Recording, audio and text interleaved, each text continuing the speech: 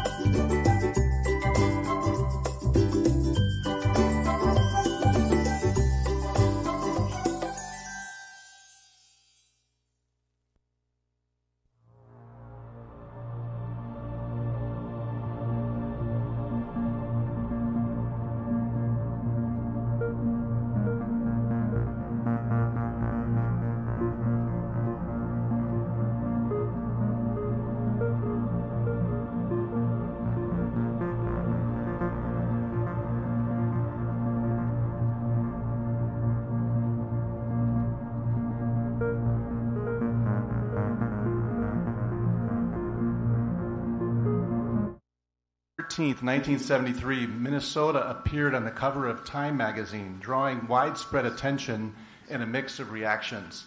The cover showed former Governor Wendell Anderson beaming while holding a northern pike, accompanied by bold yellow letters proclaiming the good life in Minnesota, inviting readers to explore what makes the state distinctive. The article highlighted Minnesota as a state that works, a place where traditional American values like hard work, honesty, and fairness coexist with vast natural landscapes. It outlined factors behind the state's successes, including prestigious universities, notably clean politics, and a vibrant art scene. Various residents praised the quality of life across the state of 10,000 lakes. The piece concluded with a remark from advertising executive Chuck Ruhr that said, "California is the flashy blonde you like to take out once or twice. Minnesota's the girl you want to marry." In stark contrast to this idealized image, Minnesota today is grappling with a major fraud crisis that has shaken public confidence and drawn national scrutiny. Prosecutors and federal authorities have revealed sprawling schemes in state-administered social service programs, including child nutrition, Medicaid, housing assistance, and child care, with estimates that fraudulent claims could reach into the billions of dollars. The U.S. Attorney's Office describes patterns of systemic misuse of taxpayer funds, resulting in hundreds of charges, convictions, and ongoing investigations by the FBI, DOJ, and other agencies as they work to recover stolen dollars and strengthen oversight. This deepening crisis has sparked intense political debate and efforts to reform how public funds are monitored and managed in Minnesota. Tonight we are joined by two members of the Minnesota House Fraud Prevention and State Agency Oversight Policy Committee, State Representatives Steve Elkins and Walter Hudson. Please give a warm RFAB welcome to these gentlemen tonight.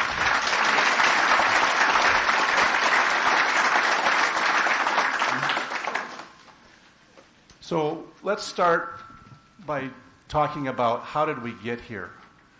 What were some of the first signs of the fraud that began to emerge from as long ago as 2015? Representative Elkins, just from your standpoint, you've been doing this a while. What have you seen, and when was the fraud that we're now experiencing firsthand? When did that first start to appear on your radar, and what was how has that grown over time to where you are today on the fraud committee? Sure. So first I would say that, the problems that we're seeing now are not new. They've been around for a long time. They kind of burst onto the scene with the Feeding Our Future scandal in terms of their visibility. But these are issues that have been vulnerabilities in our systems that have existed for a long time. So they're just coming to fore just because of the volumes that we're seeing in some of these risky programs. And Representative Hudson, you're a recent arrival to the Minnesota House just in the last 3 years since you took office. Was fraud one of the issues that you ran on, and what are the factors that have led us to this crisis today in your view? I don't recall running on fraud in 2022. I think the extent to which the problem has emerged was something that wasn't clear at that point. Certainly there were a lot of red flags that there was a problem, but the recent couple of years, especially the recent year, have really highlighted the extent to which this problem surpasses anything that anyone could have possibly imagined. And in terms of how we got here, it's in my view, it's not that difficult to understand. You mentioned that article that talks about Minnesota having this unique character of trust and honesty, a high trust society, a kind of a Norwegian desire to be protective of the community and the collective and to help people out when they're in a down spot. And I think that that's the fundamental assumption that goes into a lot of these benefit programs, is that people are on hard times. It's our responsibility as a community to reach out, lift up, help people get back on track. And the assumption has been that that's been the function of a lot of these programs, when in point of fact, the way they were designed was in such a way that accessing the programs was incredibly easy.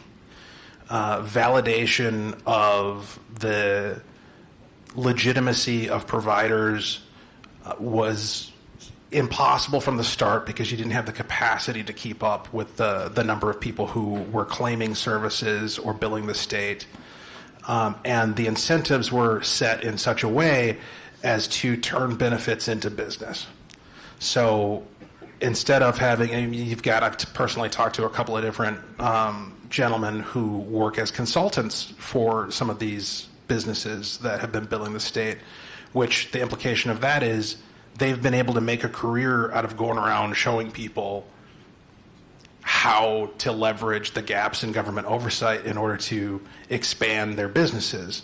And that's before you even consider whether or not anything they're doing is fraudulent in the legal sense of the term. And so one of the points that I tried to make at the House Oversight Committee in D.C. recently, last month, was that if we're only looking at the criminal side of this, we're missing a huge portion of waste and abuse. Because even if people follow every jot and tittle of the law, there's still incentive for them to continue to expand and put a greater demand on government dollars over time, as opposed to doing what I think we expect or want, which is lessening the need for these services and getting to the point where folks are self-sufficient. That's kind of my overview. We can get into more detail later. Can you add to that? I can add. I'll add to that. I would say that we have our failure to invest in the systems that support these programs over a period of decades has caught up with us. And as Representative Hudson is pointing out, fraud became a business. I mean, we're not talking about government employees engaging in graft. It's that fraudulent business people found these vulnerabilities and learned how to leverage them and turned it into a highly lucrative business at the expense of Minnesota taxpayers. And so my focus on my year on this committee, I volunteered to serve on this committee, and I did so because I was strongly suspected that a big part of this was vulnerabilities in our systems as a result of our failure to invest in keeping them updated and implementing the fraud prevention measures.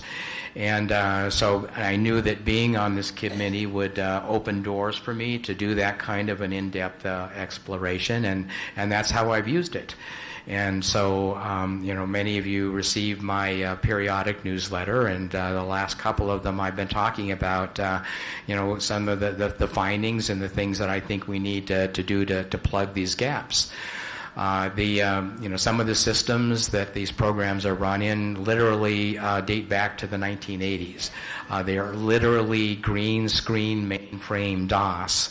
And we expect the county frontline workers who bear the brunt of this to administer these programs using this ancient software. The impact on their productivity, first of all, is just enormous. This stuff is just killing the counties, and it's time that we address this. I mean, there are two big categories, broad categories of fraud that we're seeing. The first is fraudulent businesses spring up, and then they either invent clients out of whole cloth or find people who are legitimate Medicaid clients and enroll them in programs without their permission, and then they start, submitting fraudulent billings to the state, and the systems aren't in place to recognize that they're fraudulent, and they're getting paid, and that's a huge issue.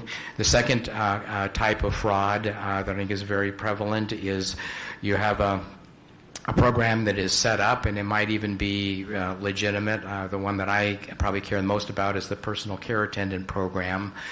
20% of Minnesota families are impacted by disability, and the ability of a person with severe disabilities to get a personal care attendant to help with their daily living activities in their home is a critical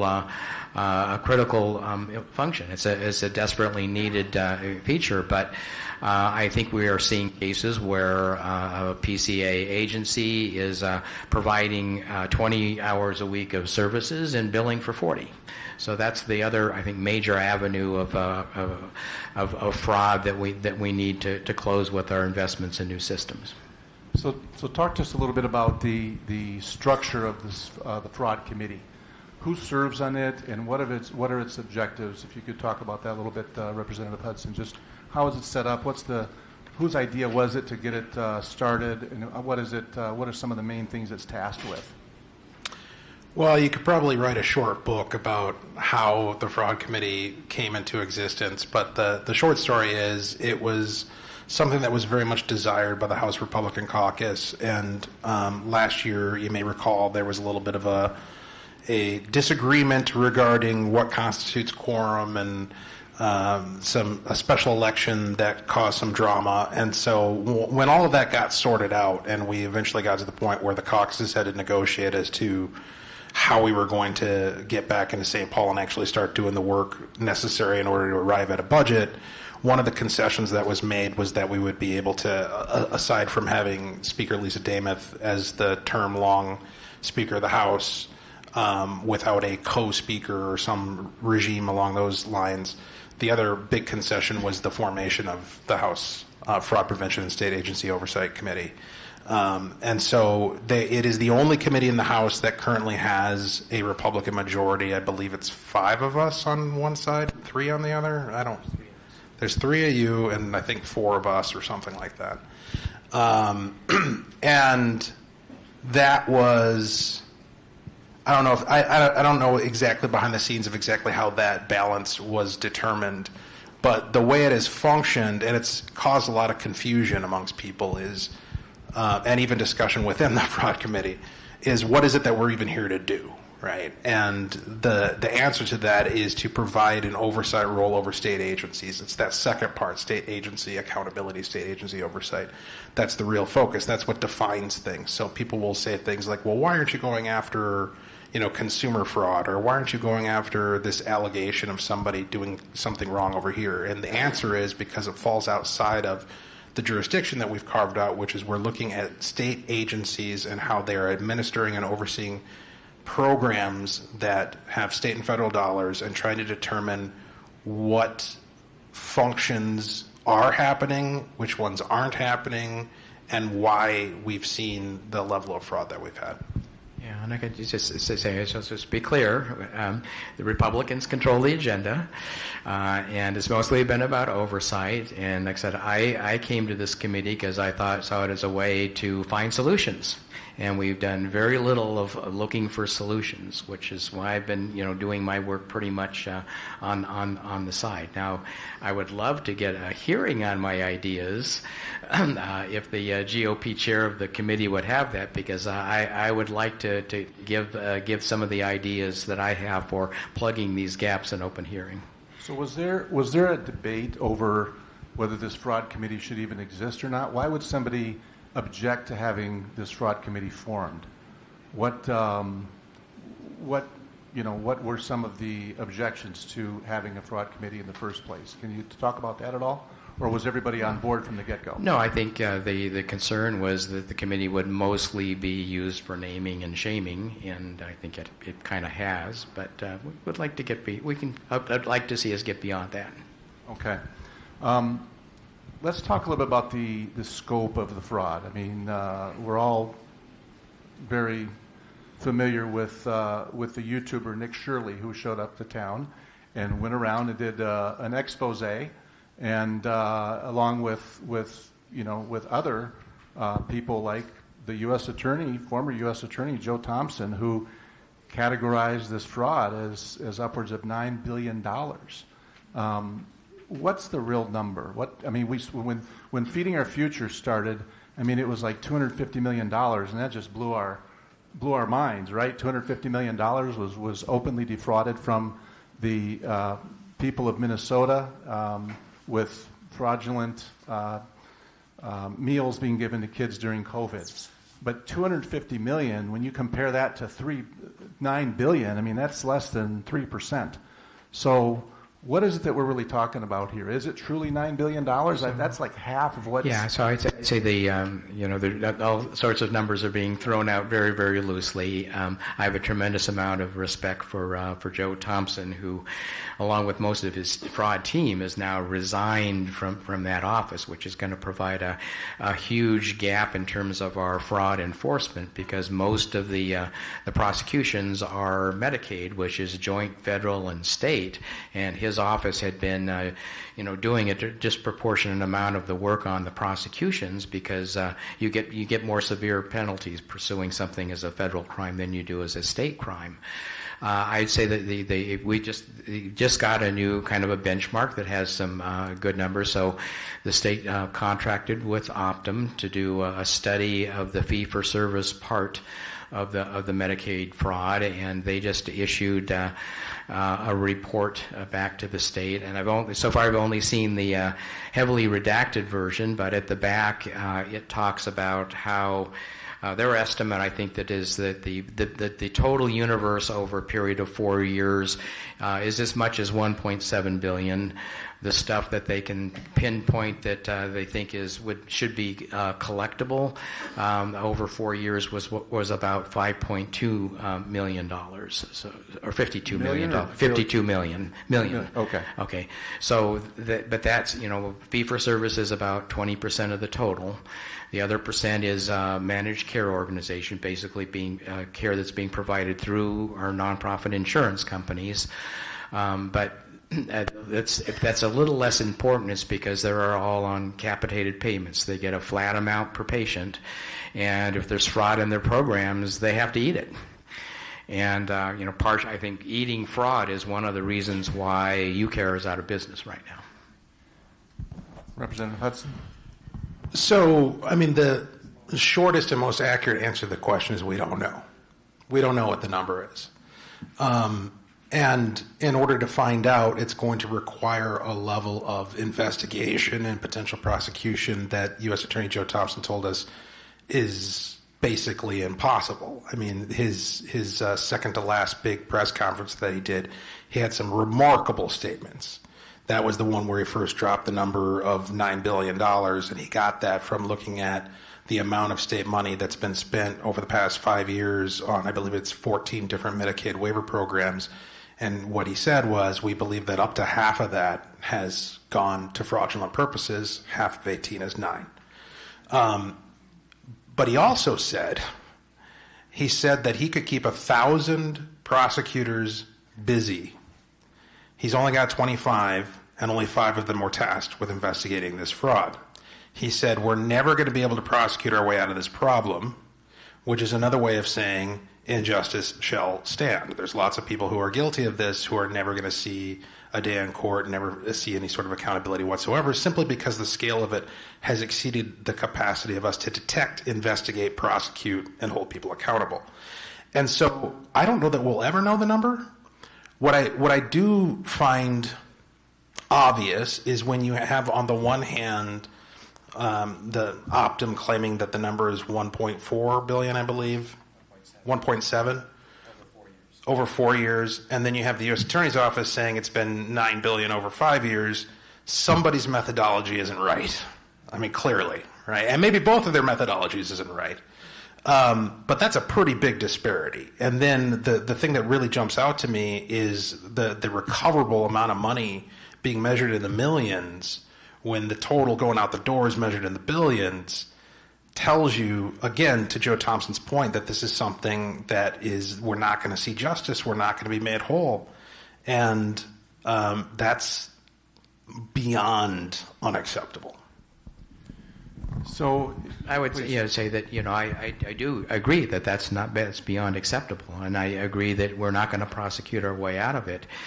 For one thing, part of my examination is looked at the databases that are used to ferret out the fraud, and they're badly designed as well. The way we're going to get out of this is by implementing the systems and procedures that are necessary to prevent the fraud in the first place.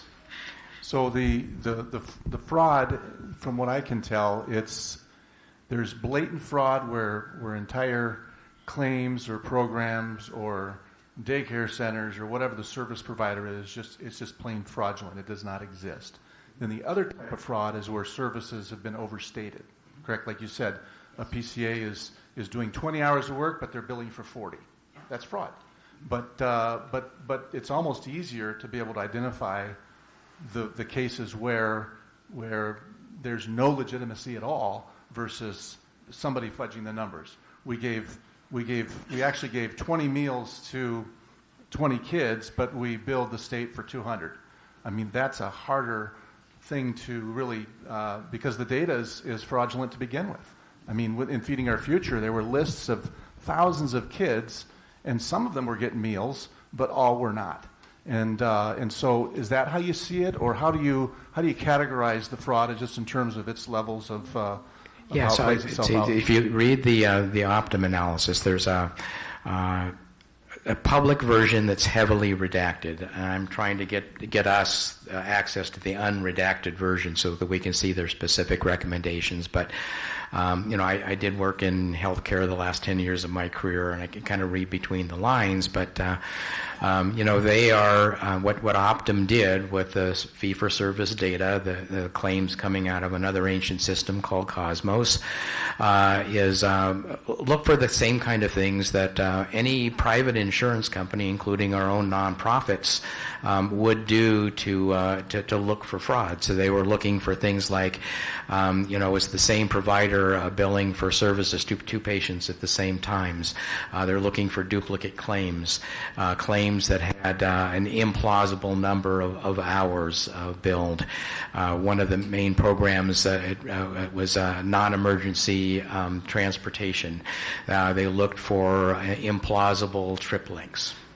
So that kind of data was available to them from the claims system, and so they were able to go to a certain level of analysis. But they also said that, look, there are cases where in order to properly look for this type of fraud, I would need, in addition to the data in the claims system, I would need data from the enrollment and eligibility system and other systems.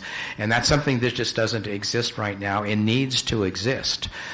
There are serious deficiencies in the data warehouse that Department of Human Services uses for analysis, where they basically, the way they designed their data warehouse is they kept the piles of data from the individual systems separate instead of integrating them together so that it would be easy to combine the data from the claim system with the data from the eligibility system to get, in Optum's case, the data that they would need, that we're looking for to analyze these patterns. So a complete redesign of DHS's analytical systems is one of the things that needs to happen. So, and we'll get back to, I really want to talk more about these types of solutions here at the end of our time together. Right now, what I wanted to ask you about is, what does accountability look like?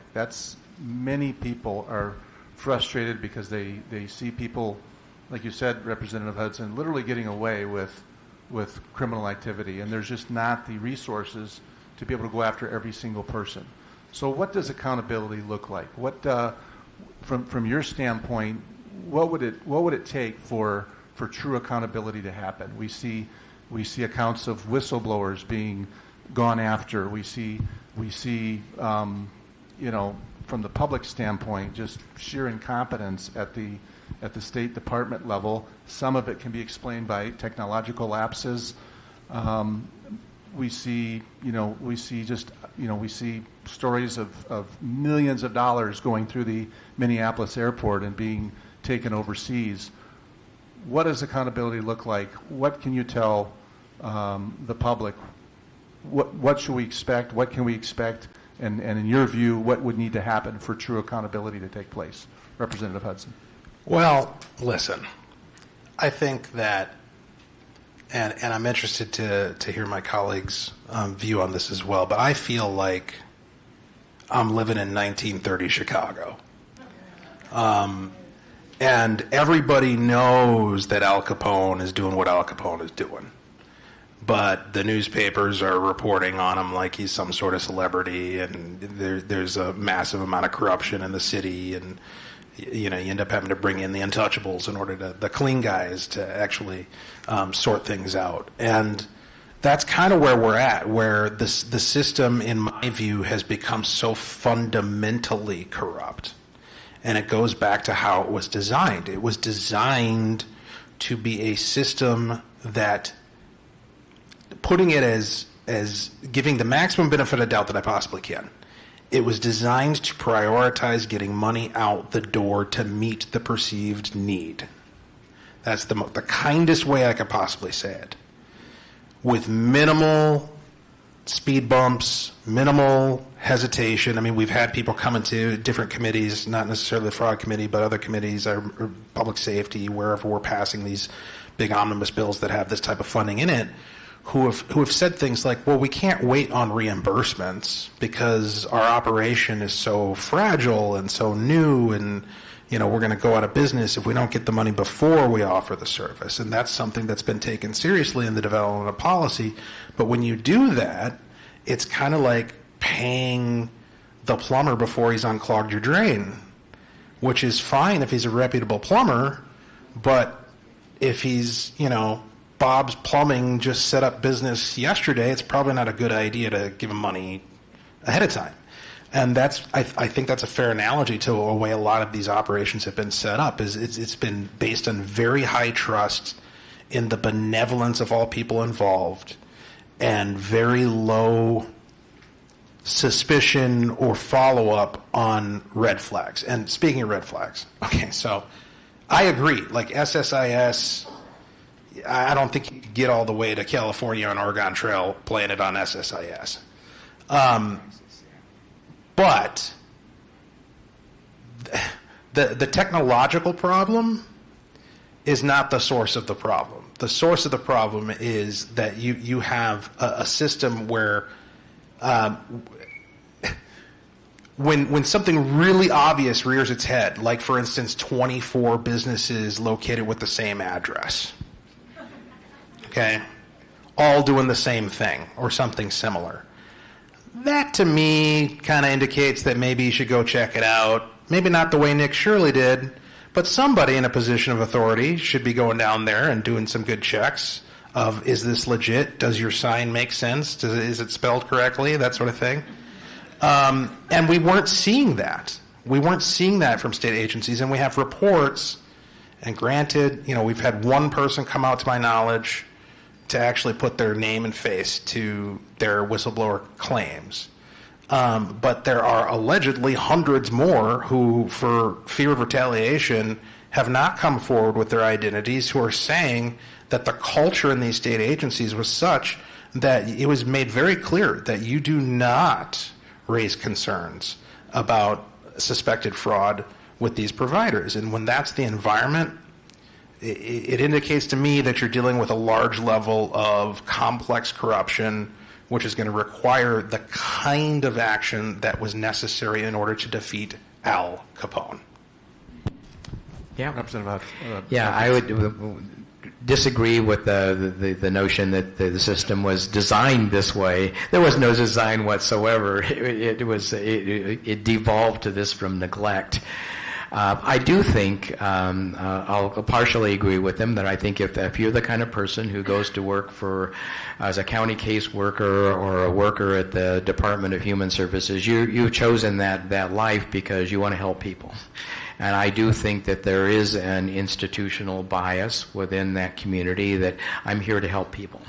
And that fighting fraud is not necessarily a huge part of my job, and I do think that's an issue that does have to be addressed. But I disagree that we can't address this by improving the design of our system. I'll just give you an example. So I went to, I spent some time, I wanted to see what this looked like from the front line. So I made an appointment through the Association of Minnesota Counties to make a site visit to visit with the people who train the caseworkers in Dakota County. They have a really good training program there.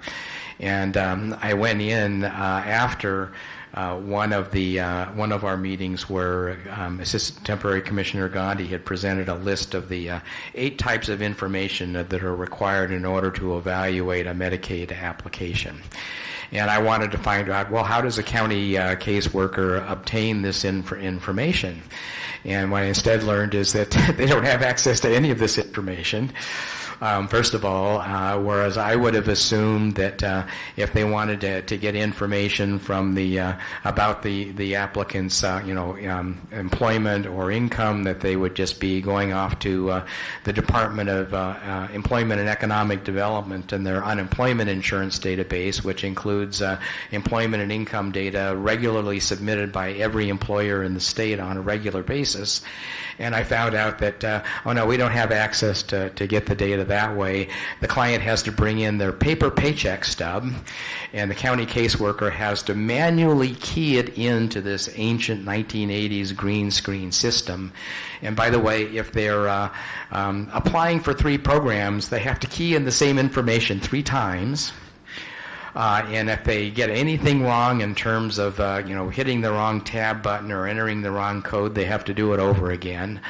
And that the system at any given time is about 2 years behind in terms of implementing changes that have been made to the programs, either through policy or law, federal or state. And so they have to, it's a 2-year training program, most of which is spent learning the manual workarounds that are necessary in order to enter the data appropriately and have the application appropriately evaluated. And it's just absurd. And the counties are, really, this is just killing the counties. About 40% of the people they start the process of learning how to be a caseworker make it all the way through the process. And the system is so old that it cannot be electronically interfaced to any of the systems that you would imagine would be used to check on somebody's credentials. So it's like we're in a situation where you can't do the kinds of validity checks that you would think would be just plain old common sense. That's not going to change until we fix those kinds of things. So a couple of things that need to be done. One is that Minnesota IT Services has identified software that can be used to even with this ancient system to interface it to other systems like the DEED unemployment insurance database. So instead of keying the data manually off a paycheck stub, you just make a query off to the Department of Unemployment and Economic Development, and it sends you back electronically. This is what where this person's employed, and this is what they earn. There's a whole panoply of services that the federal government provides that would allow you to determine is this social security number accurate? Is this person a citizen? About a half dozen different checks that can be just answered in seconds that would provide validity for this. And the technology is just so old that those checks aren't there. There's basic one. So how many people here are on Social Security, Medicare, and have a login.gov account with the federal government? Yeah. I'm on Medicare, Medicare and Social Security. I have a login.gov account. I had to go through a long process of verifying that this is really Steve Elkins. And when I log into these accounts, the federal government is doing a great job of keeping my accounts, whether it's my taxes or my Social Security or my Medicare or TSA account, is me. Well, Minnesota is starting to stand up the same thing. It's called Login MN. It's being tested with the Paid Family and Medical Leave program, and it's already catching fraud. So the next that we need to do is we need to stand up this for all of these Medicaid programs, so that if you want to enroll in a Medicaid program, you've got to be a real person, verify your identity, and then when you go to enroll in a Medicaid program, it's verified that it's you and not some fraudster, creating a fake account on your stead.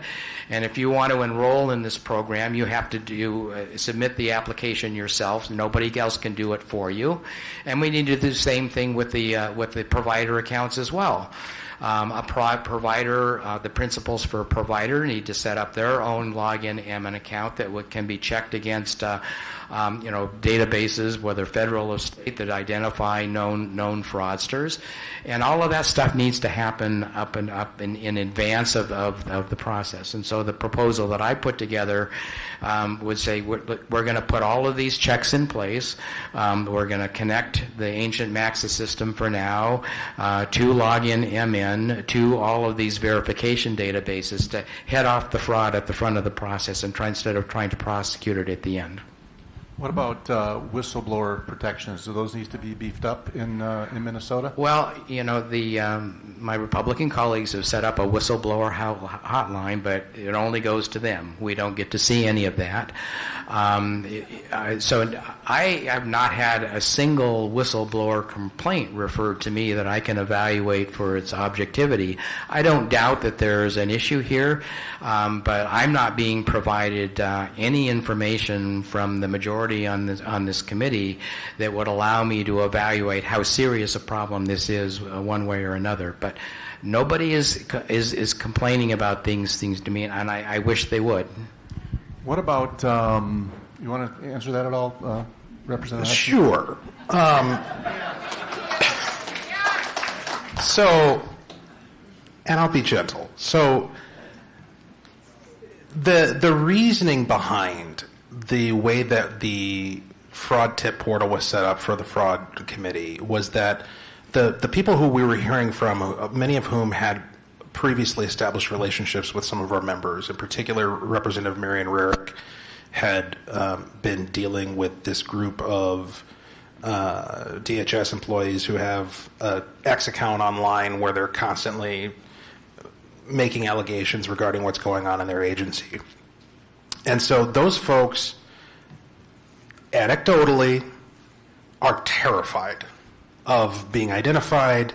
They report that they have been harassed, that they've I mean, I made the comparison to Al Capone earlier, and that's not entirely in jest or hyperbole. That according to them, there's like pictures of their family and their personnel files. They've been asked questions along the lines of where does your kid go to school and where's their bus stop, things that no employer has any business knowing.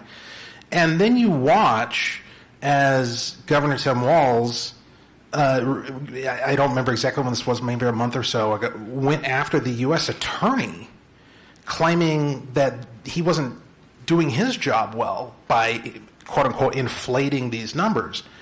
And listen, if the guy who runs your administration and is ultimately in charge of your agency is willing to throw a U.S. attorney under the bus, what do you think he's going to do to Bob in the corner in a cubicle, right?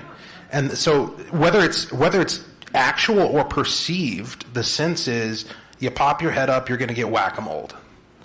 Whether that's losing your job, some other form of discipline, whatever the case may be. And because there is, the partisan nature of our legislative bodies is what it is, there's just no trust from these folks to go to any Democrat to complain about the treatment that they're having in the agencies. Now, I recognize that without their willingness to come forward, and again, one of them has, that becomes an unverified allegation, but it's an unverified allegation from 400 people. So are any of these whistleblowers, have any of them been given federal protections at all at the congressional level, or are they just? It just seems to me that there's a lot of people with a lot of information out there, but they're so fearful and they don't have the protections that they need in order to come forward and make their claim. Well, let me make this point about quote-unquote whistleblower protection. I don't think, as a practical matter, it's something that's actually possible to truly protect whistleblowers. Because think about it. Even if it's illegal to retaliate, even if there are a high level of consequences for demonstrated retaliation, you're still going to have to go through some sort of adjudication process, probably go through the courts, which costs money. So now you got to hire a lawyer. And even through going through that process, you become the black sheep, right? And what we're talking about here is Democrats have been in charge of the state for 20 years. And in that time, the control of the metro area and of St. Paul has been solidified in terms of appointments, in terms of the administration, and what have you. And so when you get blacklisted from one agency, you're not going to get a job at another one. And you're probably not going to get a job in Hennepin County or Ramsey County or St. Paul or Minneapolis or any of the inner ring suburbs because you ratted on the team. And again, whether that's actual or just perceived, it's certainly the perception that these folks have, that their life will be dramatically impacted no matter what legal protections may or may not exist in state statute or the U.S. Code. What when it comes to legislation that was written in times past, did that legislation get written even unwittingly or innocently in a way that left gaping holes for the fraud to occur? And in the worst case scenario, was legislation ever written intentionally to allow fraud to happen, to reward, certain groups of people, or is that just way out of the realm of possibility? Well, I would say that I've been in the legislature. I was elected in 2018, and the only major benefit program that is new in my time is the new paid family and medical leave program. So, just about all of these, even the housing assistance program, was passed by a Republican-controlled legislature in 2017.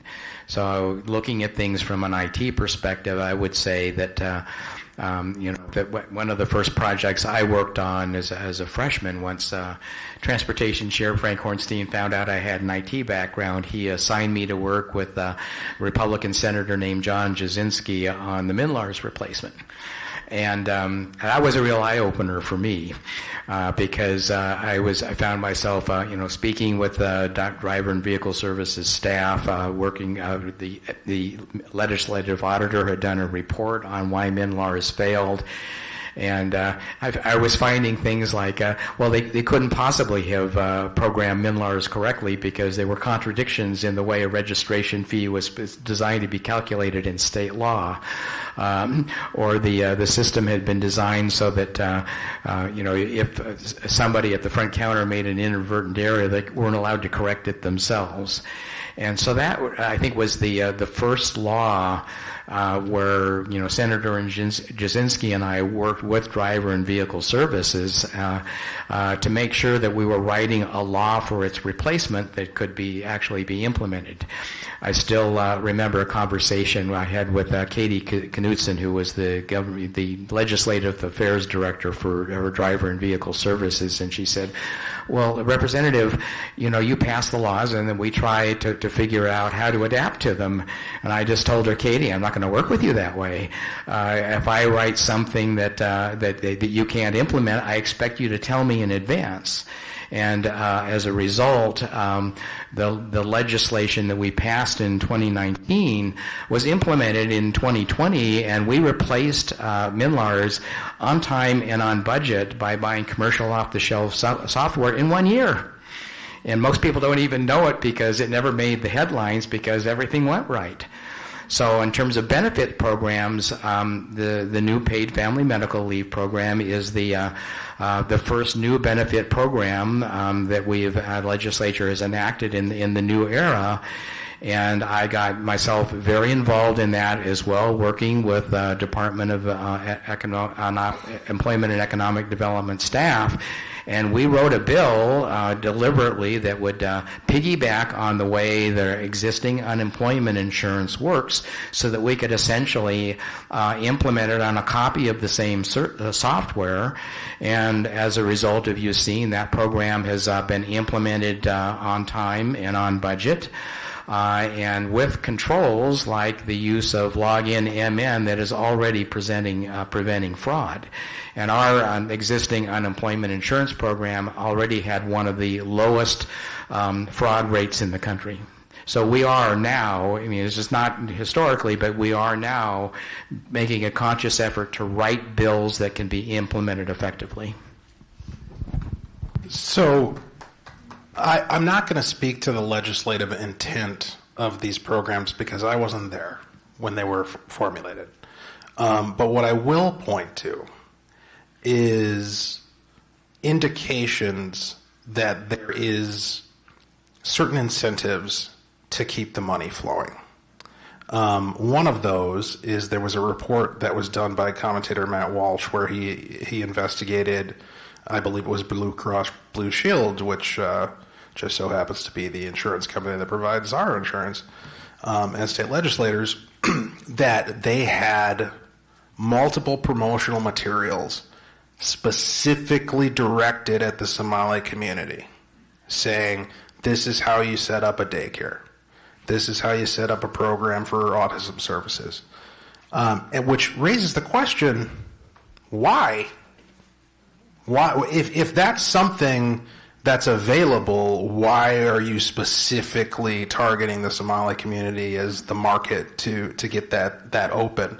And I don't recall the exact details of how the math worked, but basically, it's not just the providers that are making money off of this thing. It's the broader industry that's making money off of Medicaid payments from the feds and the state. So there's that incentive. Then there's what was discussed today or recently in the U.S. Senate when they had Attorney General Keith Ellison come out. They talked about this recording that he had, a 54-minute recording where he's talking with folks who would go on to be indicted and then convicted in the Feeding Our Future scandal. And if you listen to that thing, which I encourage in its entirety, what you're not going to hear is any discussion about services being provided or how are things going with the kids or tell me about the food you're preparing or any of that. The conversation is entirely around how do you get these state agencies off our back and keep the money flowing? And that is all they talk about. And it goes so far as for Ellison to say that he's going to fight these people, which is a reference to the state agencies who he represents, which is nutty. So you have to ask yourself, regardless of whatever the legislative intent was, what incentives introduced themselves as these programs were being implemented that would drive this sort of behavior from people who are supposed to be responsible for preventing and providing oversight? So you want to answer? Yeah, I would respond to that as well. So first of all, I'll come to the defense of our nonprofit insurance companies, including Blue Cross. They have to provide all of their educational materials in multiple languages. So I don't know that this was something that was specifically targeted to Somali Americans. It was probably produced in about 10 languages. In terms of them profiteering, they all receive capitated payments for the services they provide to Medicaid patients on behalf of the state. And 2024, the last year for which we have complete data, the 2025 numbers should be coming out soon. I don't think they're going to be differently, but in 2024, the nonprofit insurers collectively lost $450 million on Medicaid. So the actual claims experience was much higher than they anticipated, and they all lost money. Just in the state of Minnesota? In the state of Minnesota. Okay. Yeah, so Medicaid is not this cash cow for our nonprofit insurance companies. Representative Hutchinson, you mentioned Attorney General Ellison. With as far as Tim Walz and Keith Ellison, what's their role in all of this? I mean, what did they know? When did they know it? Are we ever going to find that out? Is there ever going to be accountability at the highest levels like that? Or were they simply completely in the dark as to all of this happening underneath their noses? What's the reality? Like, what did they know? So I'm going to avoid saying what I believe and what I think. Come on. Well, I've said it elsewhere. We got a friendly crowd here. What I will say is what I think we can reasonably observe, and that is you have reports from our nonpartisan Office of Legislative Auditor going back to, I believe, 2009, talking about these vulnerabilities, and there's been several of them. I brought a 2,500-page plus document to the House Oversight Committee in D.C. when I went there, and it was composed of the transcripts from our hearings and the OLA reports going back to 2009 on the topic of fraud. And so the idea that people didn't know about these vulnerabilities, I think, is fundamentally absurd, especially when you take into account the fact that most of the recommendations that the OLA made were not and have not been implemented in law. So, you say, what did they know and when did they know it? I can't answer that question. What I can tell you is, what would a reasonable person know, and when would a reasonable person know it? And the answer to that question is, they would have known a heck of a lot if they were paying attention 5-7 years ago. Yep. So we've already had an extensive discussion on this topic, and kind of agreed, I think, that it's unknowable. But I don't think that there's, any way, certainly, that the governor would know the details of what's going on here. I would be very...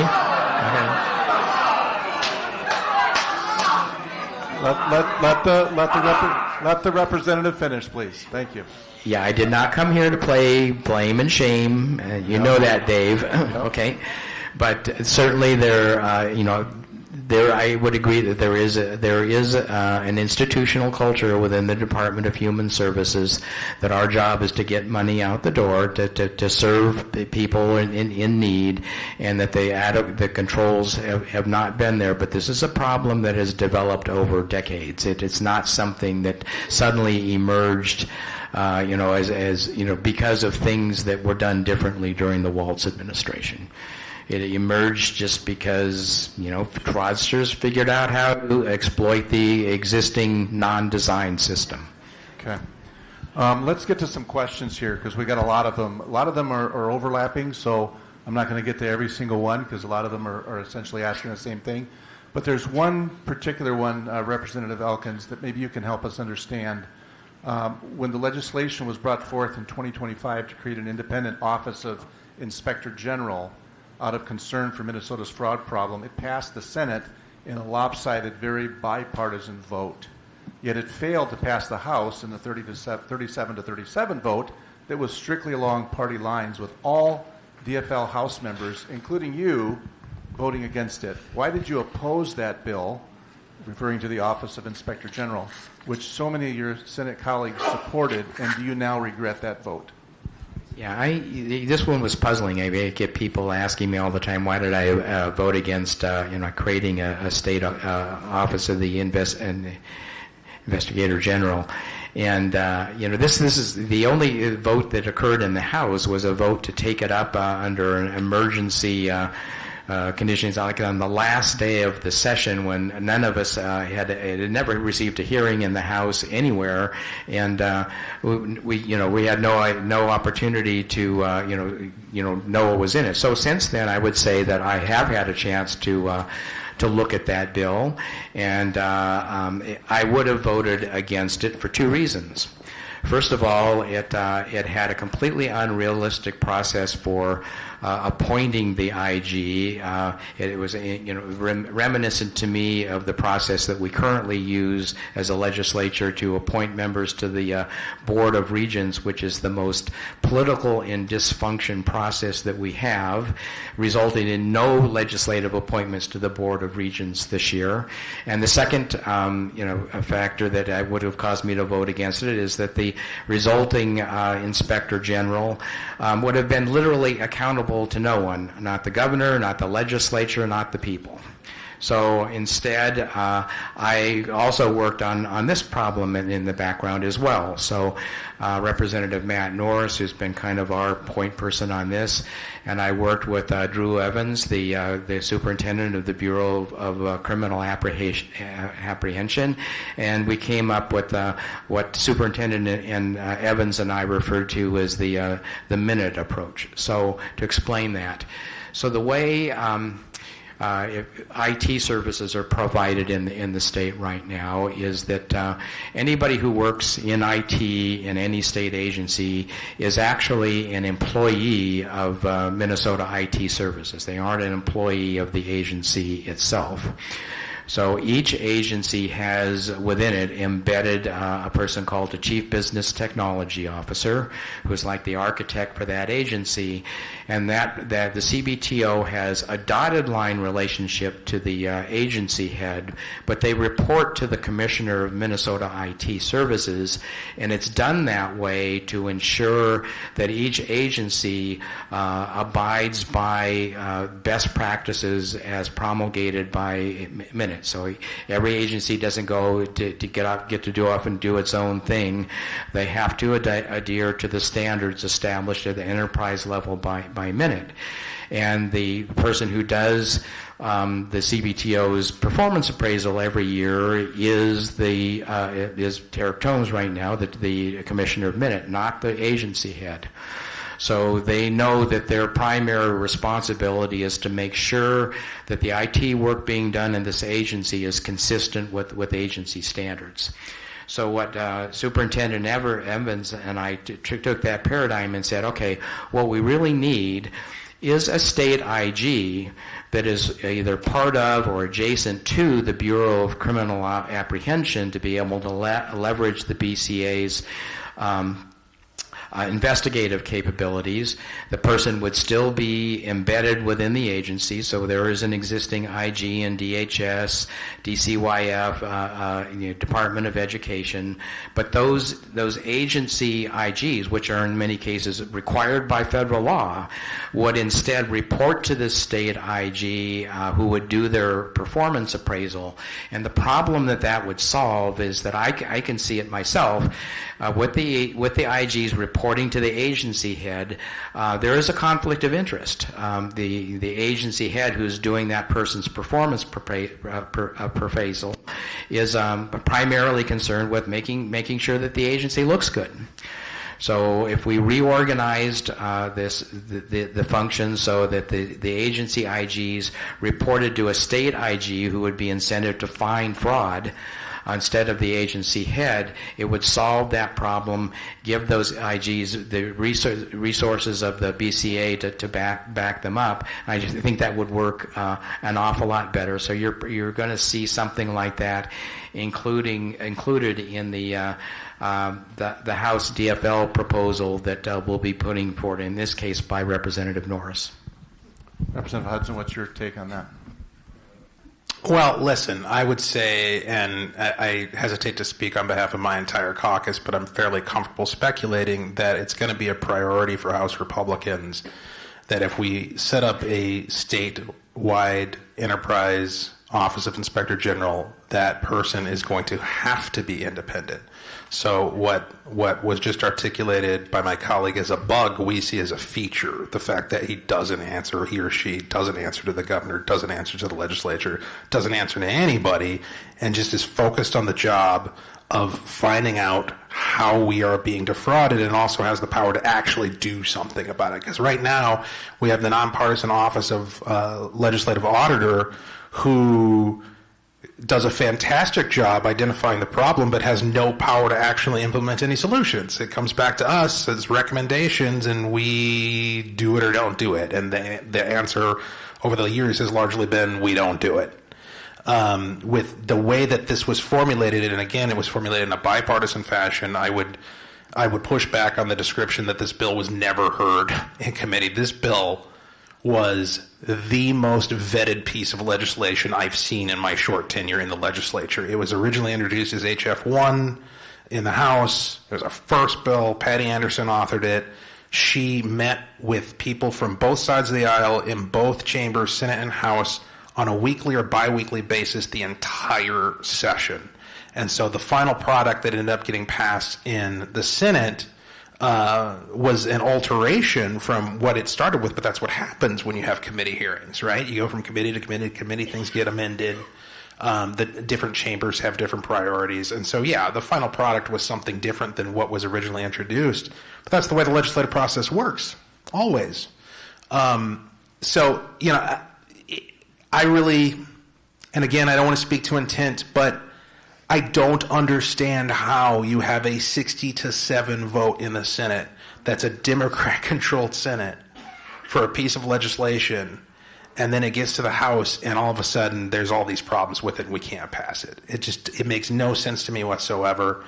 What I'm concerned about in terms of what I'm hearing from the imminent House DFL proposal is that we're gonna set up another office that is ultimately answerable to the governor because it's his agency, and that is just not going to solve the problem. It's not going to satisfy those of us and the tons of Minnesotans out there who see the administration as the problem. We need to get independent eyes on this thing. So there is, when we talk about accountability, I've seen reports that the federal government is going to be seeking reimbursement for funds that they gave to the state that were then defrauded. Have you heard anything about that? Where would that money come from? Is that something that the federal government is going to pursue at all? Have you heard anything about that, Representative Elkins? As far as the federal government seeking reimbursement from the state of Minnesota? I wouldn't put a lot of credibility in the legality of that, no. Okay. What about so just so I can I quickly add something to that? Yeah. So I think the greater concern is that future funds may be denied for lack of state conformity with federal expectations. I mean, we've already seen the pause in funding for child care and threats of pauses of funding for other programs. And I can't recall the details off the top of my head. I wish I could, but somebody has been saying that there are certain expectations, or there's something was passed in the Big Beautiful Bill that if states don't comply with it, they will end up owing their share of certain Medicaid funds back to the federal government, which will be collected, as I understand it, and again, I could be wrong, fact check me, will be recouped in the form of denial of future payments. So you could be potentially looking at a big hole in our state budget. I think you're probably talking about the SNAP error rate. Yeah, so in the supplemental nutrition program, there are federal standards which were tightened in the big bill, and just about every state does not currently meet the new standard, and so significant improvements will have to be made by every state, including us, in terms of the accuracy with which the benefits in this program are measured, and that's a big concern because the counties have estimated the potential impact at something like $80 million. So that is got to be a priority. What? So most of these investigations that are happening into the fraud, are they happening with federal agencies, Department of Justice, U.S. Attorney's Office, and how many investigations are happening at the state level or from state agencies? Is that even happening at all, or is it mostly from the feds coming in to investigate this fraud? Well, the federal capability just got gutted with the resignation of Joe Thompson and his entire team. So at this point, we're in a situation where all of the investigation is going to come from the state level. So the study that the governor commissioned from Optum related to the fee-for-service elements of the 14 high-risk Medicaid programs is a good example of the kind kind of objective analysis that needs to happen. So the first phase report has been issued, and a heavily redacted version of it, as I mentioned earlier, is available to the public. I think I actually loaded it from the NBC News website. But there will be follow-up reports with that, and then there are. There is a Medicaid fraud analysis unit within the Department of Human Services. I know some of the people who work on that. They're very well-meaning. They don't feel like they have the analytical tools they need to really do that job well. That's one of the focuses on my own proposal. Similarly, there is a Medicaid fraud investigative unit within the Attorney General's office. The current Inspector General for DHS, James Clark, came out of that unit with a lot of experience investigating those crimes. He is now supervising the analytics unit within DHS that looks for fraud as well. So this is an area that I think needs a lot of investment improving the tools that they have to do this kind of analysis as part of my proposal. So Representative Hudson, is the state investigation, is that enough, or is it going to require some outside federal intervention to really get to the bottom of this? Well, I think the clarification that needs to be made. So, for instance, I believe DHS, the last time they testified before us on the fraud committee, said that they had 1,000 open investigations into different providers. But you have to understand that what that means is, as a state agency, they're investigating as a matter of, validation and administration, and the worst thing that's going to happen is somebody gets their money turned off, right? Or they'll be disqualified to be able to receive future funds. That does nothing on the criminal side. On the criminal side, you need to have criminal investigations, and the people who've been taking the point on that have indeed been the U.S. Attorney's Office. And I do lament the fact that Joe Thompson, who was doing a fantastic job, has left along with several others. I don't know why. We've all heard rumors.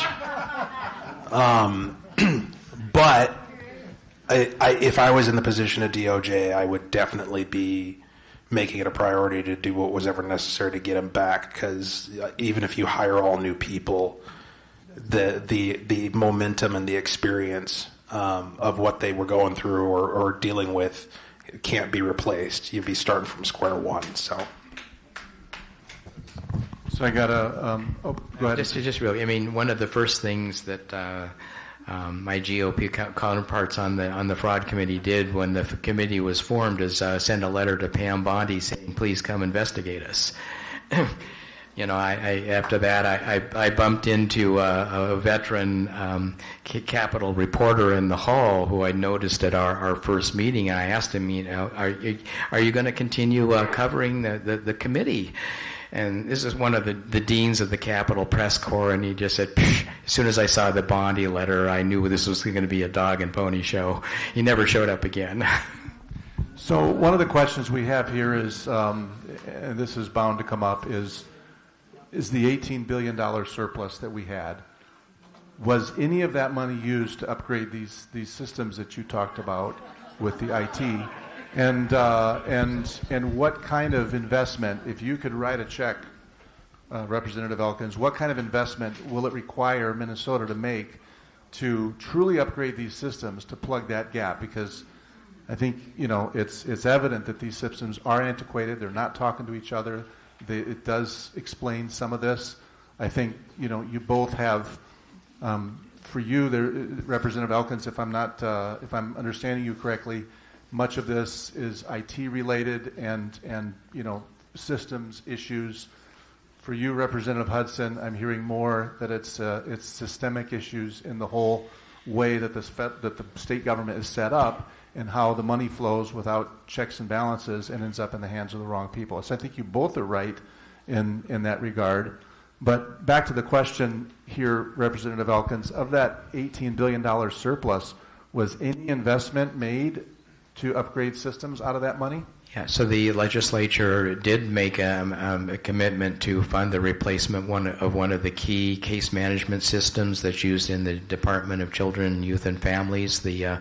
It's called Social Services Information System, SSIS, and that project is ongoing. And actually, Department of Children, Youth, and Families was split off from DHS as a part of an effort to make DHS's scope more manageable. And I have to say that when they did that, they also put together they have a new Chief Business Technology Officer just for DCYF and a new IT team. And I have to say, so far in my interactions with them, I've been very impressed with their approach to modernizing the systems under their control. In fact, the worst of all of the systems, this Maxis system, which is used for the enrollment and eligibility on all of the cash programs that are at the center of the fraud, has been given to them to supervise the replacement. So there's rays of hope out there. Mm-hmm. So another question we have here is that, you both mentioned two sides of this problem, right? Antiquated systems and lack of accountability. Given the limited resources to address and rectify the problem, how would each of you prioritize? How would each of you prioritize that? It seems to me that if you fix systems without holding fraudsters accountable, the fraud will continue. People will figure out how to defraud. And nice folks who want to help will continue to allow and even enable it. We need both tight systems and willingness to enforce accountability first. Is it truly a two sides of the same coin? I mean, how does one come before the other? If you fix the systems but you don't have built-in accountability, somebody will figure out how to defraud that system because there's going to be gaps or holes. And yet at the same time, if you don't fix the systems, like you said, Representative Elkins, we're stuck with 1980s DOS systems that require a tremendous amount of manpower just to input the data. So how do we do that? Is that the path forward? So there's probably a better analogy, but this is the one I've been using. If you have a garden hose and there's a bunch of leaks in it, or if your kid takes it and for some dumb reason shoves it through your window and your house is flooding, the first thing you're going to do is not try to fix the leaks. The first thing you're going to do is turn off the faucet. Stop the money from flowing. Now, I don't necessarily mean to imply that we just put a hard stop on all benefit payments everywhere and paint with a broad brush and take legitimate businesses out with shutting off payments. But what I do suggest is that we know the types of programs that are particularly vulnerable to this fraud. Those 14 programs that U.S. Attorney Joe Thompson mentioned, and many of which are novel here in Minnesota. There was one called the Housing Stabilization Services Program. We invented that. We just decided we were going to try something new. We came up with Housing Stabilization Services, where, as I explained it to my 12-year-old, is where you take like a cartoon bag of cash and you hand it to somebody and say, go help the homeless, have a good time. And lo and behold, some people don't help the homeless. They just take the money and spend it on whatever they want.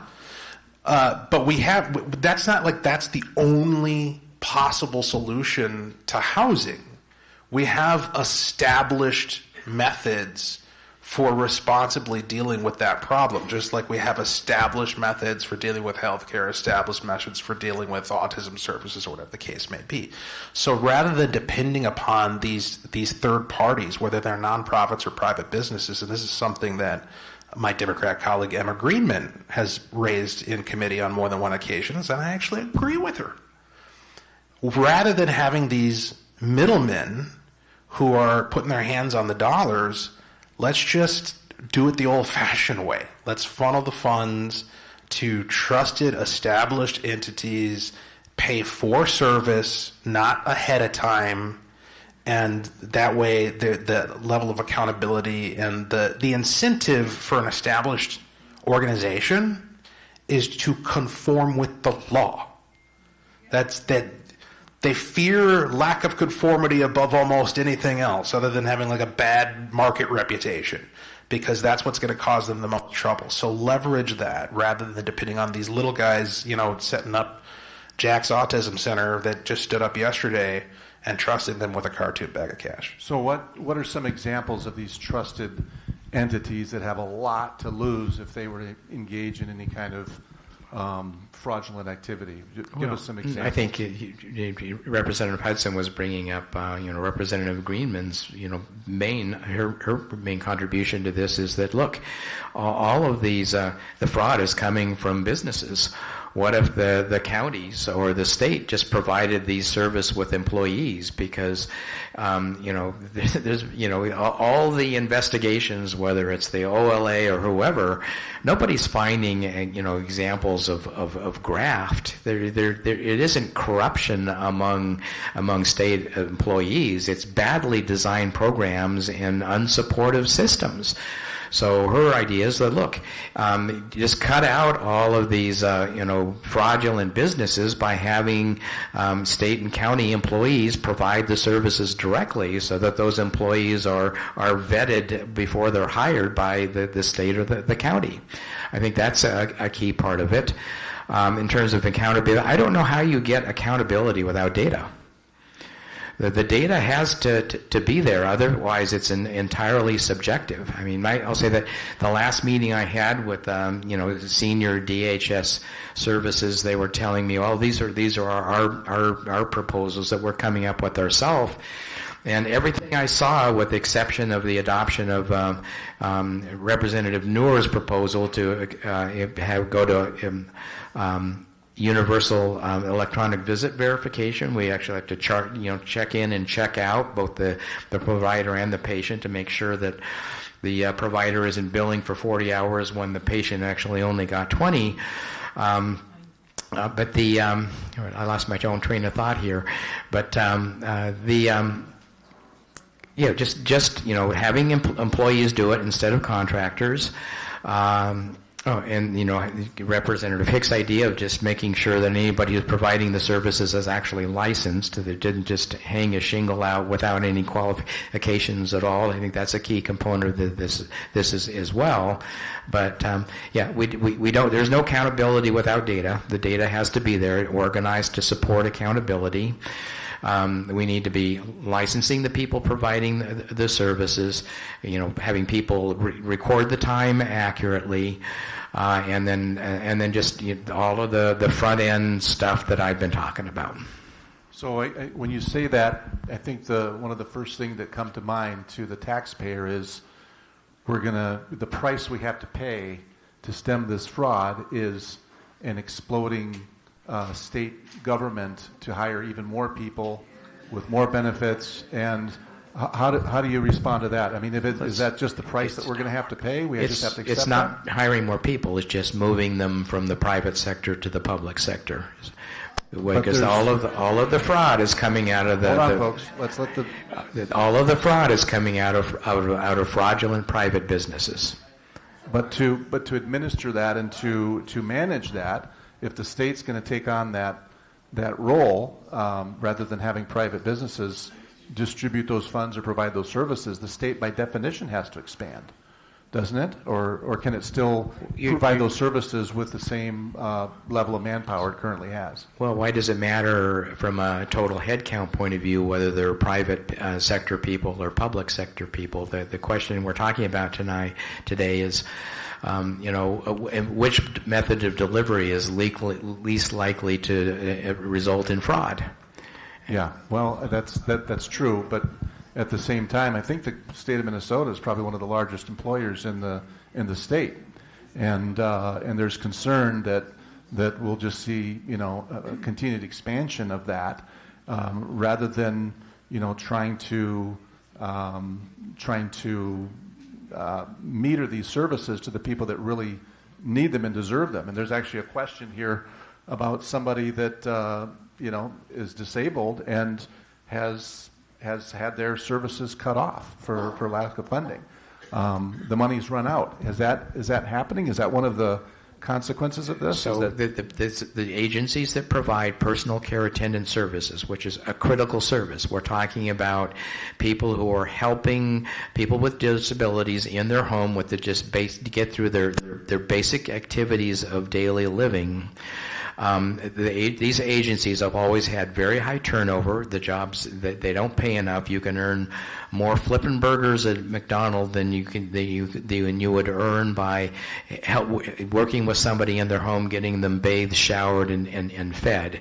And so the agencies, you typically will have a 30 or 40% turnover year over year. They're constantly having to hire new people. It's a very low margin business, and with the delays in payments that have been imposed in order to help get a handle on the fraud, these agencies are going out of business just because they can't subsist on the margins that they were experiencing, and now having delayed payments on top of that. And I will say that and if you look at the Optum report, the personal care attendant program is one of the largest programs that the state, of the 14 state programs, but at least proportionately, it has the lowest amount of fraud proportionately of all of these big ones. I mean, the big dollar losses were the housing assistance program, which is the governor canceled, a non-emergency medical transportation, and the autism program. Those were generating the lion's share of the fraud that was identified, certainly in the Optum report.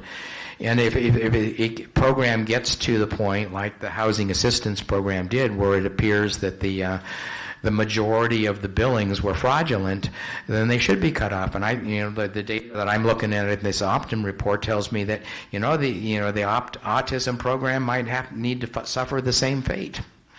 Representative Hudson, so what out of these 14 different programs, right, that has been identified, what kinds of reforms need to be taking place there to be able to really make a dent in this? How do we stop this? I mean, what needs to happen? Well, let me back up a little bit in the conversation. So we were talking about the distinction between public and private.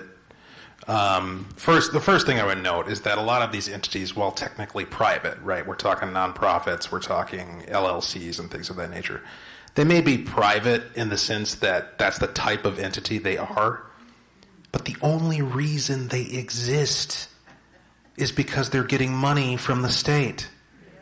So in effect, they only exist as an outgrowth or a function of a public entity. That's the first point that I would make. But setting that aside is that I don't think our choice is between having the people who are doing the work be private versus public. We have established ways of doing things. Just last Friday, I drove up to North Branch, way outside of my district, just like this is way outside of my district, to visit with a family that has a residential service home, I think is what it's called.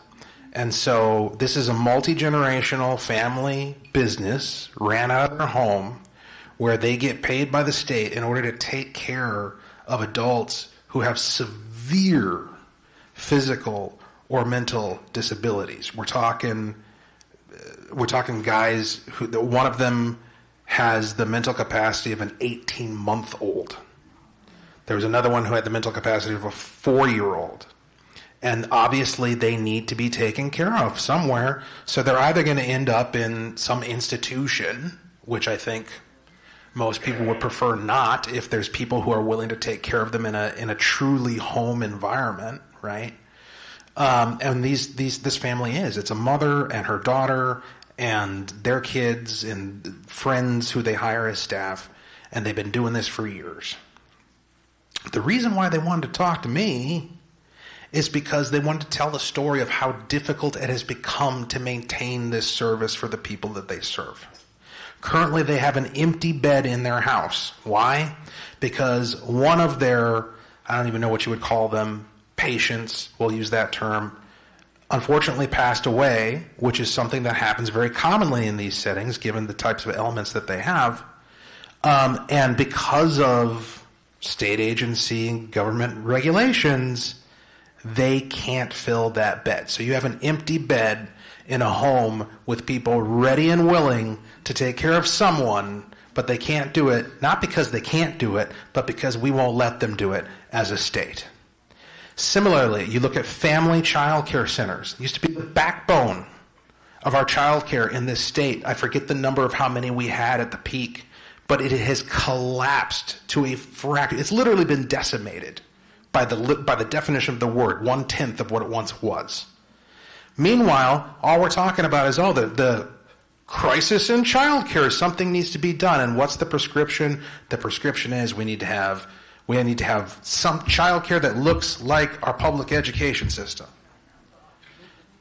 I don't know how that works out in Brainerd. I don't know how that works out near International Falls. You have to we had a system whereby you could address people's needs at scale in a manner that was appropriate to their local community and their local needs. And so identifying those systems that we know work because they've worked in the past and funneling the money there is the solution to this problem, as opposed to coming up with some newfangled scheme to try to do it fancier and more universal and tied into state government in such an intimate way. That's the way that I would approach it. Well, then how would that play itself out so fraud doesn't creep into that model? I mean, how does, it seems like no matter where we turn as the taxpayer, we're going to get defrauded. So I like your model, but what are the checks and balances that could exist in that in order to keep that from becoming fraudulent? So in family child care, as I understand it, the way it works is the parent chooses the provider. It's this crazy idea of the customer deciding what they want and who they want it from. That's how you ensure quality. Because if you don't give me what I want, I'm going to take my money, I'm going to take it somewhere else. Just because the state is paying the bill doesn't mean that we can't put consumers in the driver's seat of their own services. How does that ring with you, Representative Elkins? There's this definite tension between regulating and not. But, we have a colleague, Nolan West, who had a child in a private daycare center, and they found out belatedly that this provider was injuring their child. And, he brought forward legislation to, provide greater protection. So that's the kind of legislative tension that we experience all the time. Let me ask you, what's the when it comes to this whole fraud issue and even your roles on the fraud committee, what is the thing that you disagree on the most, and what's the thing you agree on the most? How can we somehow figure out a way to work together to solve this on behalf of the taxpayer and on behalf of people who legitimately need these services? I mean, I think that's a legitimate question that we have. So just in terms of contrast, what is it that you most disagree on while respecting each other, but at the same time, what is it that you really are both, in agreement on and can find a way forward? Well, not to try to drive a wedge between Representative Elkins and his Democrat colleagues on the fraud committee, but I think the answer to that would be a lot more entertaining if I was sitting next to Representative Greenman or Representative Pinto. So both my colleagues on the committee, Dave Pinto and Emma Green, are both lawyers, and after the very first meeting, I learned not to sit between them. So yes, it would be much more entertaining, especially with Representative Greenman, I think. Yeah. Yeah, and the reason why I say that is because, and I've said this publicly elsewhere, and I'm not just because you're sitting here.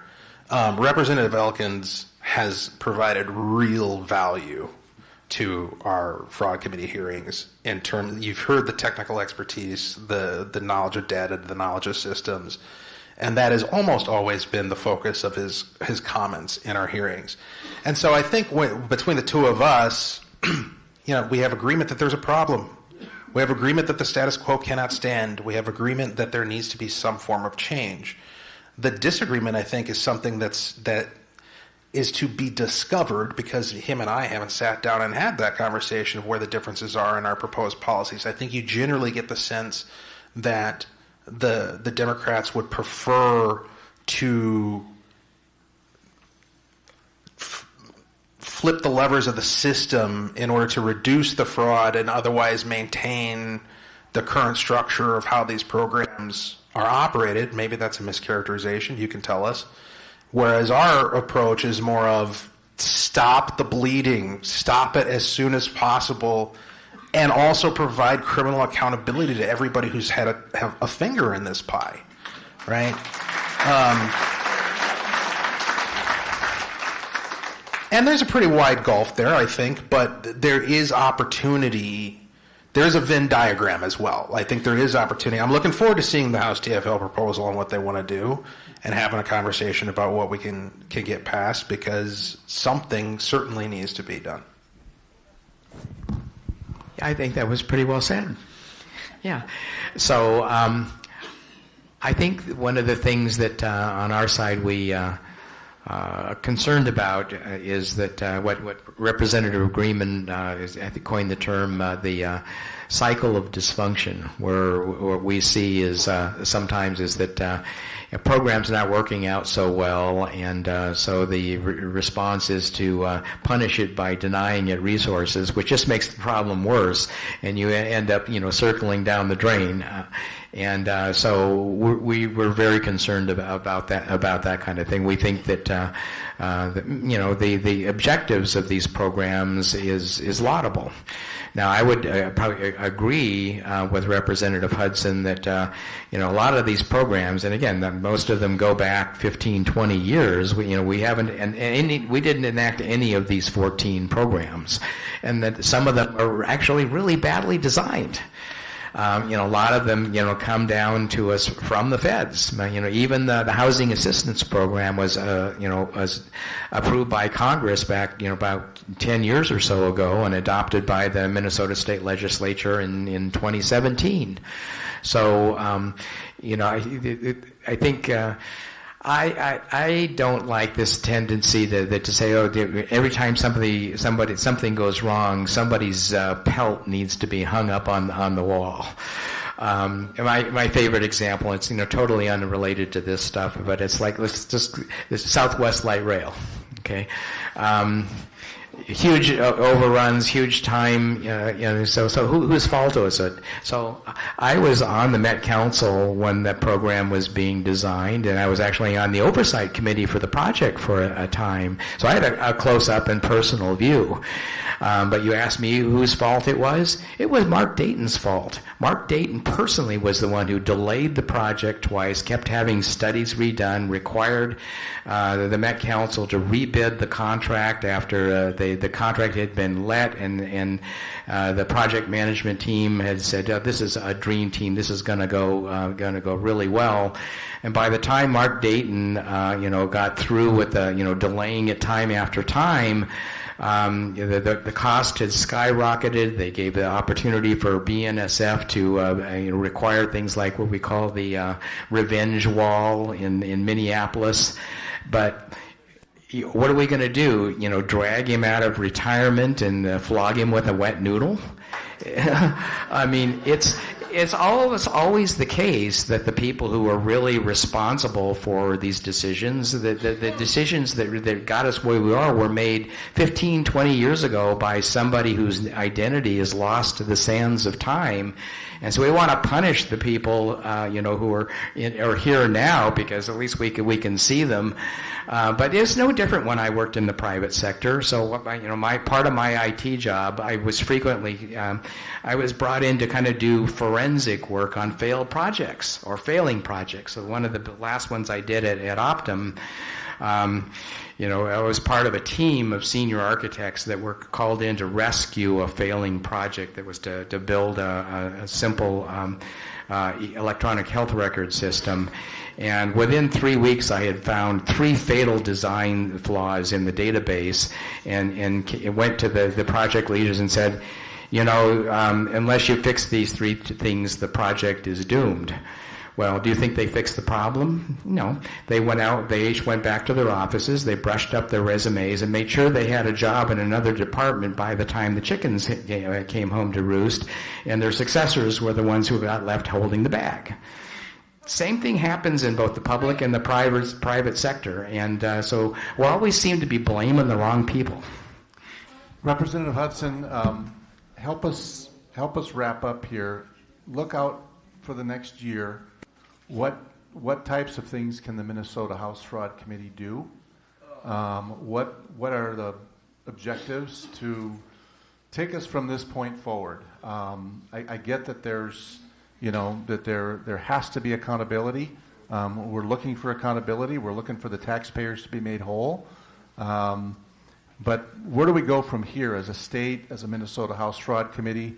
What can actually be done, and what is it that you see actually happening here?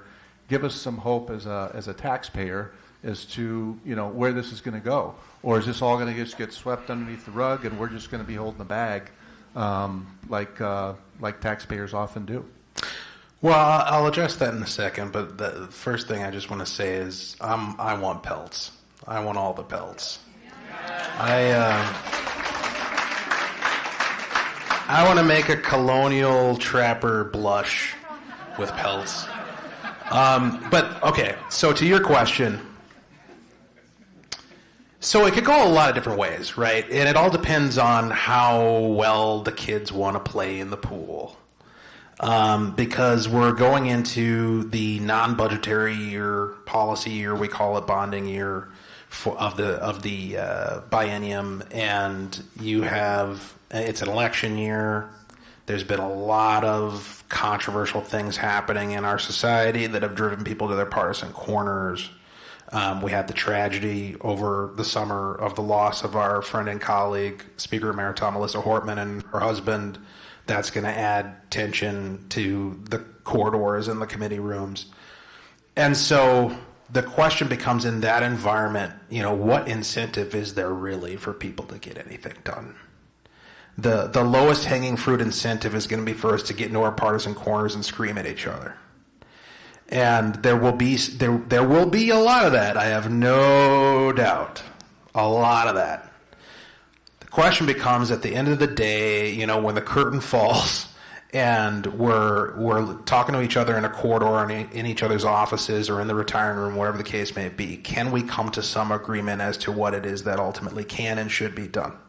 So specifically as it relates to fraud, apparently there's a proposal coming from the DFL. I know we have bills that we've been considering as Republicans. My understanding, I don't want to speak on behalf of Chair Kristen Robbins, who runs the committee right now, but my understanding of her current intent is to spend this second year of this committee's existence actually looking at solutions and looking at bills, which is something that I think we only heard one or two bills last year, maybe just one, whereas most of it was presentations from the agencies trying to get a grasp on the problem. And so I think you'll see a much more legislatively active fraud committee this year. The question of whether or not we're able to churn out things that will ultimately pass, because again, we got the tie, so there needs to be at least one on one side or the other that crosses over in order to get something passed. And of course, the Senate's controlled by Democrats by one member, and you've got Governor Walz that you got to get past, the final goalie in the net. And so I can't predict how things are going to go. I do think there's a lot of political incentive to get something done. What I fear is that there will be poison pills placed in whatever ultimately makes progress to get one side or the other to say, I can't do that, just so that we can all go to November pointing fingers and saying, oh, they're the reason why we didn't get it done. That's my fear. So can you gentlemen at least give us some kind of assurances or commitment that you're going to work as hard as you possibly can to keep that from happening and truly try to find some solutions? Because I've heard some great ideas from both of you tonight. We want something to be done on our behalf as the taxpayer, and you're taxpayers too. Yep. We're all taxpayers, and so will you commit to doing that? Yeah, I think I would wholeheartedly agree with Representative Hudson that I would like to see our committee move from just the oversight function to a legislative function. We didn't hear any bills in the committee last year. And as proposals come forward, I would like to see the committee, considering, some of the bills that are coming forward. I know that there is strong bipartisan support for IT modernization. It's like for the counties, the Association of Minnesota Counties, it's their number one priority right now. Because I know that if some of those investments don't get made starting right now, they're just going to be killed by the new Medicaid requirements that were included in the big bill. And so, I spent all day Tuesday with Representative Joe Schomacher from Luverne, who's the Republican co-chair of the Human Services Committee, and we talked about some of these investments. My understanding is that Representative Torkelson is very strongly interested in supporting the county agenda. I think that this is an area where there will probably be some of the stuff, not mine, but others, but that will be very contentious and controversial. But I think that there is actually the Venn diagram of things that we could agree on to do is significant. Representative Hudson, there's one last question here, specifically to you. With the Winter Olympics underway, is it an apt time to ask, do you believe in miracles? I'm not sure I followed the premise of the question, but yes, I do believe in miracles, absolutely. Well, one miracle would be that we actually find solutions to this, that we bring true accountability, and that we really find a pathway forward, and really try to work beyond the elections coming up or partisan differences, but really try to put those aside as much as possible in order to act on behalf of the taxpayers. So anyway, I asked that in jest, but we are wrapping up here. Could you just give us final thoughts, final 2 minutes from your standpoint? What do you want to leave the audience with, the taxpayers? What kind of words of hope can you give us? And the same thing with you, Representative Elkins, and then we'll wrap up here. Well, if words of hope are what you want, then let me give it a try. All right. So to your point regarding and what we've been talking about the last question or so of trying to find points of agreement, trying to find a path forward, trying to actually get something done. I have long suspected and operated under the premise that politics has changed. It doesn't work the same way it did in the past. So the thing that I point to that everybody can understand is when we went from radio to TV, the Nixon-Kennedy debates, Nixon was doing great with the people who were listening on the radio, but Kennedy was doing great with the people who were watching TV. That was a turning point. All of a sudden, politics became visual. It became a little bit more of a pageantry. It became a little bit more produced. And because we had such a pipeline of information with the networks and the ways in which people received their news and exposure, it became a lot of a production. And that bled into how the politics functioned, where so much of it was theater as opposed to actually getting something done. What I see happening now is with the advent of social media and the degree to which people are paying attention and the degree to which people are plugged in, they're sick and tired of that. They don't want the theater anymore. They want authenticity, and they want you to get something done. They don't want to hear about what you're going to do after you reelect them. They want to hear about what you're going to do now. And so the question is, are there enough of us who think that way down there in St. Paul? And if there is, if people catch this new moment, this new expectation that, elections, that's great, we'll talk about that in October, but we're in session now and we have a responsibility to get something done. I think there is hope there. Thank you. Representative Elkins. Yeah, I think there have always been important, interesting issues to be solved that do not involve the culture wars. And I've always tried to find those issues that I know I can find people across the aisle to work with. And that's just where I've chosen to spend my time. You don't see me on the floor talking about culture war issues. And that's the way I'm going to continue to work. And our joint leaderships have not given us a lot of rope this year. We've got a very short session, which I think the prevailing attitude is that they're just resigned to it's not getting anything done, and let's just get it over with, go home, have an election, and come back next January. But there are things like the things that I'm proposing that I think are in that part of the Venn diagram, where I can get people like Walter or Paul Torkelson or Joe Schumacher along with me to enact some of these modernization reforms in particular, and that's where I'd rather spend my time. And I'm hoping I can get as many things like that through the legislature as possible this year. Well, I want to thank you, gentlemen, for this very informative session. I hope it's been good for everybody here, that you've gotten some of your questions answered. Let's give a thank you to our guests. And let me just address you all directly as well. The people that are in charge in our government are only there because we put them there. And we may not put them there directly, but we might put them there inadvertently by our lack of action. So if you don't like the leadership on either side, no matter what side you are, then fight to change it. We settle our differences at the ballot box, and that's where we settle the ultimate score, is at the ballot box. So if you want to see change, stay engaged with your legislators, keep in touch with them, reach out to them, send them an email, take them to coffee.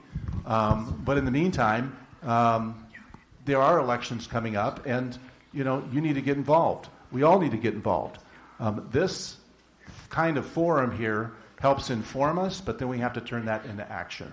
So I would just encourage each of you to think about that and to really figure out what that means for you. Because at the end of the day, our group is an action-oriented group. We're not just about informing ourselves. That's the first step, but then we motivate ourselves and then we activate ourselves towards making changes. So thank you all for being here. This is an important part of that, and your presence was critical here. It would have been a pretty boring night if we were just the three of us. So just real quick, you can go to the state legislature's website.